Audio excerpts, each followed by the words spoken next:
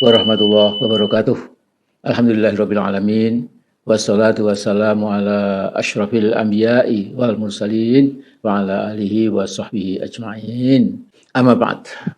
Sudah 231 hari Prabowo Subianto menjadi presiden kita, menggantikan Jokowi yang dinilai oleh sebagian besar masyarakat telah gagal mengemban tugas-tugasnya. Di samping telah terbukti bahwa Jokowi, presiden tanpa dimensi moral, membiarkan pihak asing dan asing menguasai sumber daya alam Indonesia, moralitasnya juga bejat. Ini terbukti dari hobi bejatnya, menipu bangsa sendiri, dan kulminasi produksi kebohongannya mengejawantah dalam keinginannya membangun dinasti dan nepotisme koclok yang bertentangan dengan Pancasila dan Undang-Undang Dasar Republik Indonesia tahun 1945.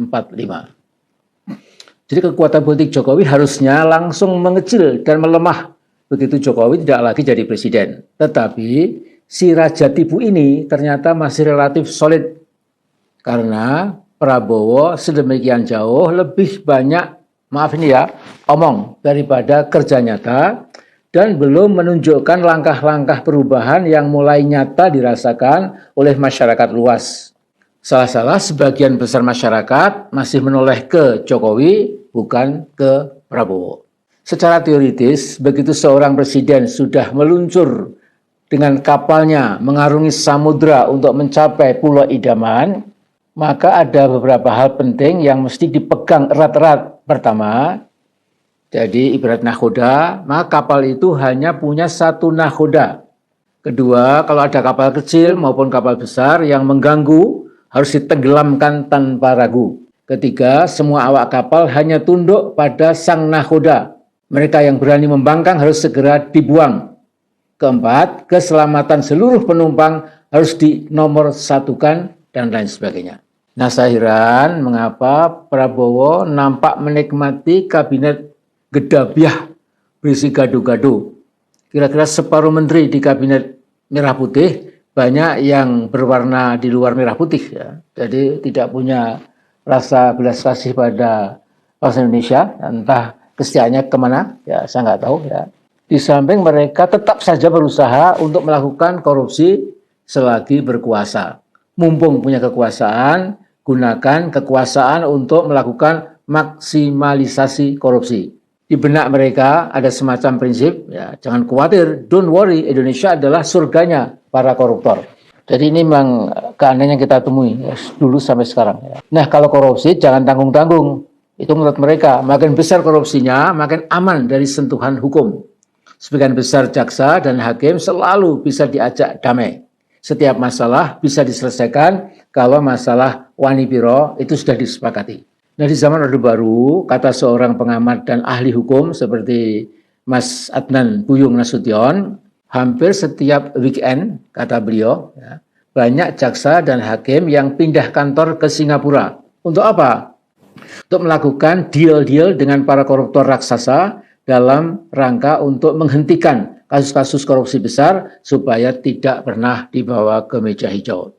Sekarang pun kasus-kasus korupsi besar, ya, itu seperti Bumi Putra, seperti di Jiwasraya, di Asabri, di Pertamina, dan di berbagai kementerian muncul sebentar, kemudian menghilang dihembus angin setan dan jin. Ini betul-betul membuat sektor rakyat makin marah. Tidak salah kiranya kalau saya katakan Jokowi lah pelindung utama korupsi mega raksasa yang telah membuat Indonesia menderita kemiskinan permanen. Entah kapan ada zaman baru yang melihat para koruptor diringkus, dikecerek, dan dihukum berat. Tentu termasuk yang diadili adalah Jokowi, anak-anaknya, dan menantunya. Nah, Prabowo nampaknya baru omon-omon mengejar koruptor besar sampai ke Antartika, dan omon-omon itu ya omon-omon Belgedes, nggak ada substansinya. Kalau soal pidato, Prabowo cuma kalah sama Bung Karno. Di medsos banyak orang berpendapat bahwa Jokowi, geng Solo, dan para ternaknya tidak mustahil sedang merancang senario untuk menggulingkan Prabowo, dan tahun 2029 si pelongo-pelongo Gibran jadi presiden-presidenan. Nah, kalau sampai Oktober nanti, bis 4 bulan lagi, Presiden Prabowo tetap ragu-ragu mengambil langkah radikal buat memangkas korupsi berskala triliunan rupiah, beliau akan ditinggal oleh kereta sejarah. Dari segi apapun, kapasitas, ilmu pengetahuan, dan kepemimpinan Prabowo itu jauh mengungguli Jokowi. Nah, Mulyono alias Joko Widodo oleh sebagian besar netizen sudah dianggap seperti sampah sejarah, sudah tidak perlu dilindungi lagi. Bayangkan kalau kita lihat di medsos itu, Masya Allah ya, bagaimana elemen-elemen bangsa dari berbagai kalangan itu sudah menghujat, mencaci maki, menyumpah serapai Pak Jokowi ya, dengan kata-kata yang sesungguhnya tidak pantas. Itu betul-betul tidak ada mantan Presiden Indonesia ya yang dijadikan sasaran kemarahan, ejekan, sumpah serapah dari masyarakat luas seperti halnya Jokowi atau Mulyono itu. Ya, jadi Pak Prabowo, bangsa Indonesia menanti gebrakan-gebrakan Anda. Jangan terlambat. Insya Allah dengan ridho dan kehendaknya, Indonesia bisa memiliki kehidupan nasional yang lebih baik dibanding sekarang. Kami semua masih percaya pada Anda, Mas Prabowo. Jadi jangan sia-siakan harapan sebagian besar bangsa pada Anda. Mudah-mudahan masa depan kita tetap lebih cerah lagi ya, di bawah kepemimpinan Anda. Tapi Anda harus berani, sikat siapapun yang menghalang-halangi tegaknya hukum, tegaknya keadilan dari manapun, terutama tentu dari geng Solo itu ya.